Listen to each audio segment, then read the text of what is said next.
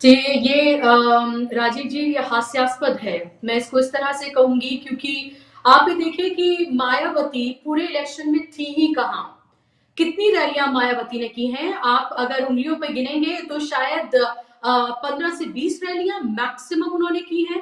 पहली बार उन्होंने पहली रैली जो है वो 2 फरवरी को की थी उन्होंने। यानी कि इलेक्शन वोटिंग से सिर्फ 8 दिन पहले पहली रैली जो है वो मायावती कर रही हैं। ग्राउंड पे जब लोगों से बात की तो लोगों ने कहा, "बहन जी तो इस बार नज़र ही नहीं आ रही हैं।"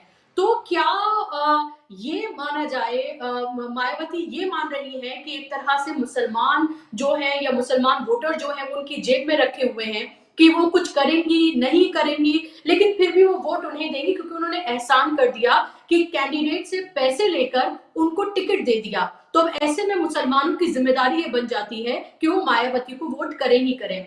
मायावती जी ब्राह्मण जो ब्राह्मण समाज है उससे क्यों नहीं पूछती उन्होंने वोट क्यों नहीं किया? क्योंकि शुरुआत तो उन्होंने अयोध्या से की थी। शुरुआत तो उन्होंने हाथ में त्रिशूल लेकर अयोध्या से शुरुआत की थी ब्राह्मण सम्मेलन करके और ये कहा था कि अगर वो सत्ता में आती हैं तो राम मंदिर का जो कंस्ट्रक्शन है, जो काम है वो और तेजी से शुरू किया जाएगा। ये मायावती ने कहा था। तो इस तरह से वो मुसलमानों की पिछड़ों की सियासत कर रही हैं। मायावती जी ने जो उनका कोर वोट बैंक था जो उनसे छिटका और बड़ा हिस्सा बीजेपी में गया और कुछ हिस्सा छोटा मोटा और समाजवादी पार्टी में गया, उनको क्यों नहीं ब्लेम कर रही हैं, उनको क्यों नहीं कटघरे में खड़ा कर रही हैं? क्या सिर्फ ड्राइंग रूम में बैठकर सियासत करके और वो वोट हासिल कर लेंगी मुसलमानों का?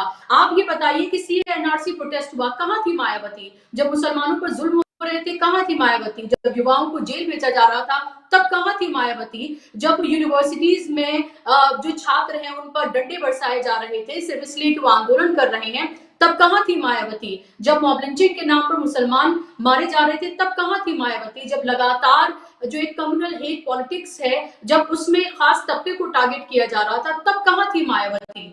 ये मायावती जो है वो दरअसल एक आसान रास्ता चुन रही हैं, अपनी हार का ठीकरा मुसलमानों के ऊपर फोड़ रही हैं क्योंकि उन्हें लगता है कि ये सबसे आसान तरीका है और इस तरह से वो बच भी लेंगी और वो जिनको शायद खुश करना चाह रही हूँ उनको वो खुश भी कर देंगी। तो एक तरह से इस पूरे इलेक्शन में आप ये देखें तो दरअसल मायावती इलेक्शन इस बार लड़ी ही नहीं, सिर्फ टिकट दे देने को और 403 में से सिर्फ एक सीट उन्होंने हासिल की है, वो भी ठाकुर एक कैंडिडेट, वो भी किसी दूसरी पार्टी से आया हुआ। तो क्या 403 में से अगर समाजवादी पार्टी को देखें तो लगभग 33 के करीब मुस्लिम कैंडिडेट जो है वो जीते हैं। तो अगर वो जीत भी जाते, अगर वो मायावती की पार्टी में होते, तो भी क्या वो सरकार बनाने की स्थिति में थी?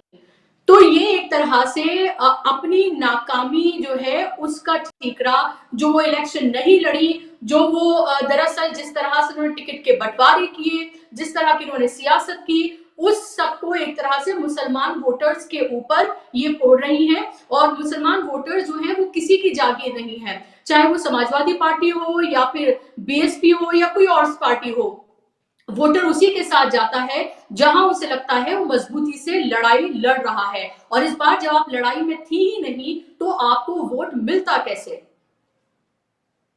अमलेंदु